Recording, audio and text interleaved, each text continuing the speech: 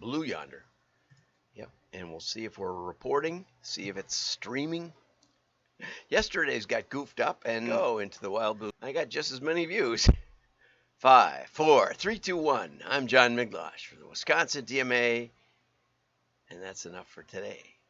Let's get over to the fun, okay? Oops, this probably won't work because it almost never does. We've got to get the properties right. I always forget this one step. Not sure why, but now we got it. And we can cut this out, as you know. So let's get over here and let's get started. Okay, this is a Wheelie.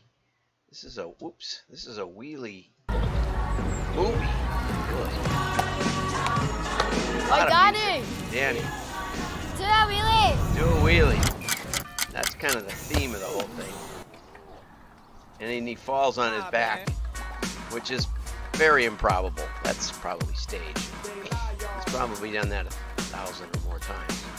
But now it shows him doing wheelies everywhere. I think he's like, this is supposed to be a dream sequence from when he fell off his bike. Watch this. This is amazing. How does he do that? I don't know. This is even more. Well, it just goes on and on like this, where he does amazing, amazing things with his bike. Then they do a group thing. And then we'll jump over to the outtakes, because that's a lot of fun.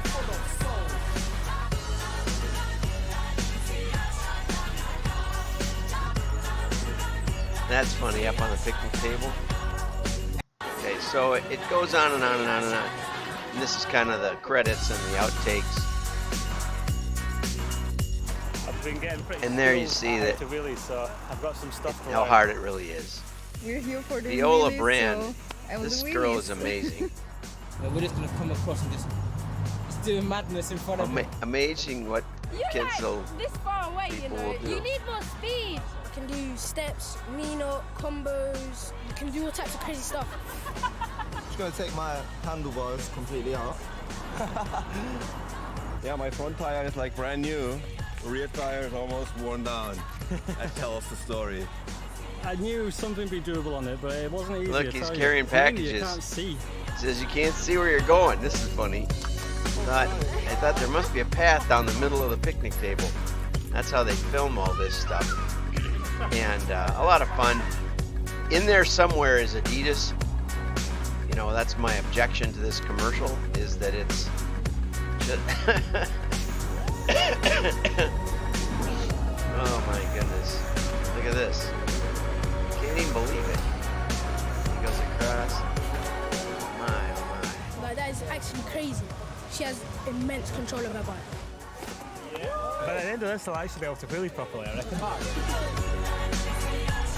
Anyway, that's a lot of fun. I thought that'd make you smile for your day, which it did for me. And that's what we focus on around here, is giving you something happy. Okay, Italian Job Rescue. Okay, Dominic Bernard writes, for Print Week, there was a print company with 7 antique print machines that have been saved from scrap by a guy in England, apparently, an Englishman who was a customer of Antica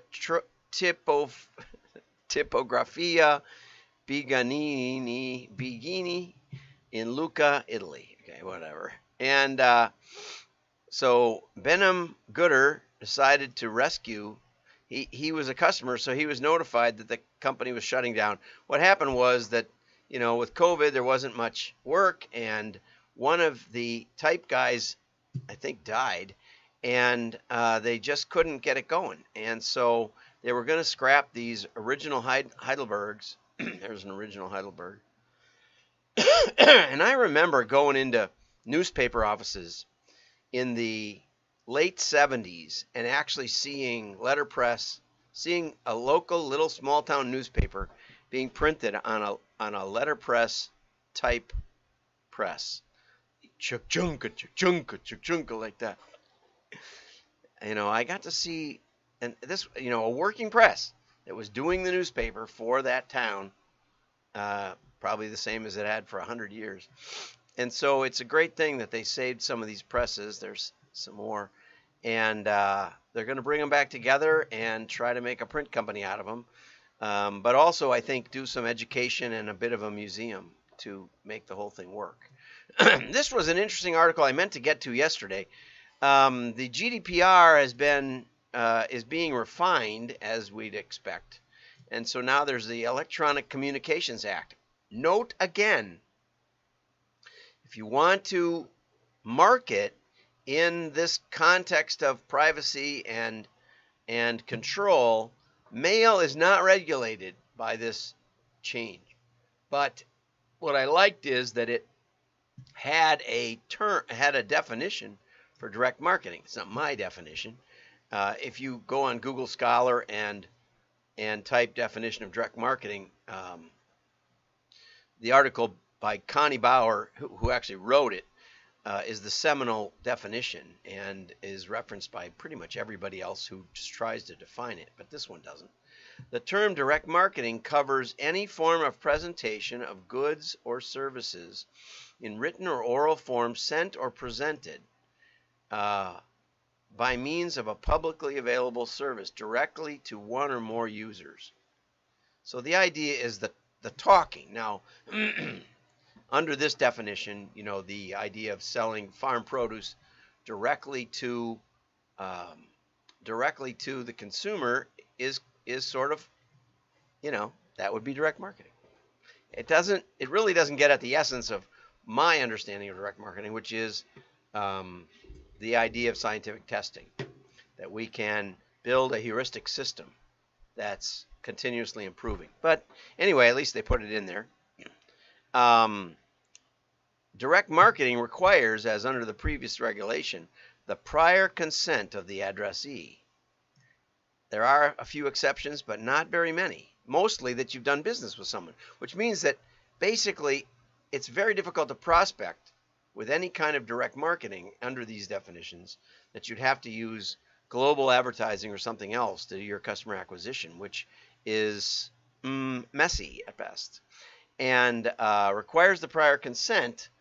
It's like, okay, but they do have the ability to remarket to your own customers as long as you're doing the same offer, basically, which also again argues for, if someone bought a fry pan, is a kettle, a Dutch oven, is that the same offer?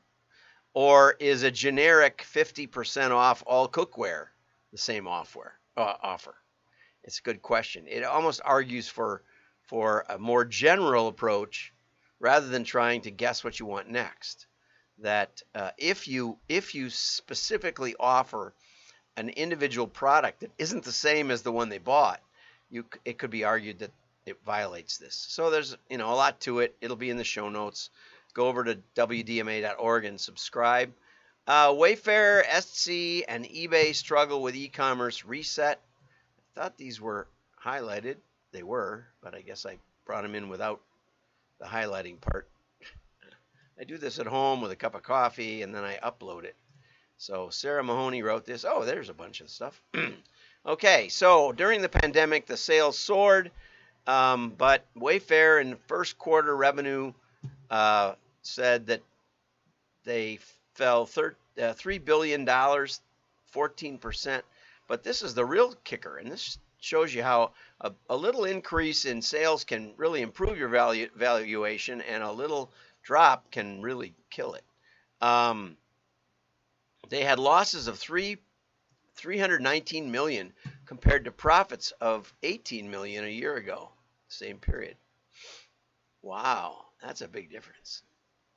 That'll really kick you in the pants. Anyway, so the Way Day sale was the best ever, despite a 23% drop in the active customers. So they're having trouble with customer retention.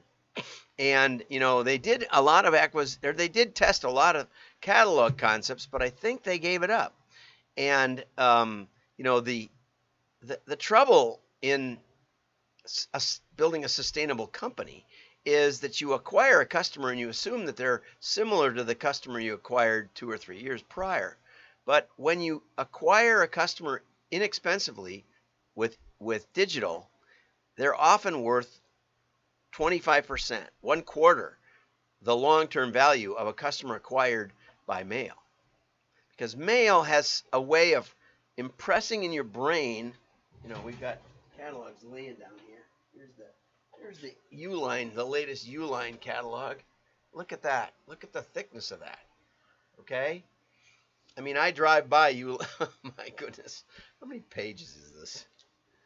847, 850 pages of this. And I don't buy hardly anything from Uline. I do need to call Liz and tell her what's up. And you know, we could probably save a forest by just segmenting a little better. But the point is that nobody can argue that Uline is a leader in shipping supplies. Nobody can argue that with this. Just lift this 100 times over your head, or hold it there for a couple minutes, and you will be impressed with the physicality of Uline, right? And not with some e-commerce little ad that you see about some way to get packaging. So the branding, the engagement in your head is so much more powerful with mail than it is with digital, that though they acquire customers, I mean, with a long-standing catalog company, what we found was that the holiday period digital customers weren't even worth sending a catalog. Just weren't. And I've had several customers, several clients of mine have found that to be the case. That they look like they are, but they're not. And in the long run, a lot of the catalogers, if they don't go under because of it, sometimes they keep it up for a year or two, and then there's not much left. But in almost every case, if they can get their heads back on straight, they can recover. But if they don't, if they just keep going digital, they'll go under, because you can see here's an analyst at Weldbush Securities, Seth Basham, says that says the sharp jump in customer acquisition costs this quarter, up 51% to record levels, is particularly concerning. The other thing is, you could argue the company is destroying value, as it would take 19 months to recover the customer acquisition costs. So if you double, or if you increase by 50% customer acquisition, and your customer retention is only a year, you're done. It's untenable. Think about that if you're primarily an e-commerce company, that you need a different marketing approach, and you need a way to figure out how to test it. And the great thing is that we have ways to test the impact of mail compared to the digital you're doing. So you don't have to put all your eggs in one basket. You don't have to shut down digital. Keep going. Keep it going the whole time. And we'll show you that in spite of all you're doing in digital, the mail will have a greater impact, dollar for dollar. So if you're struggling with these same issues, if you're in digital or e-commerce, you may want to give us a call. We have lots of resources, lots of old people who've been around for decades who know the answers, even though we were set aside 25 years ago, but not anymore. Have a great day. Like and share. Your friends will know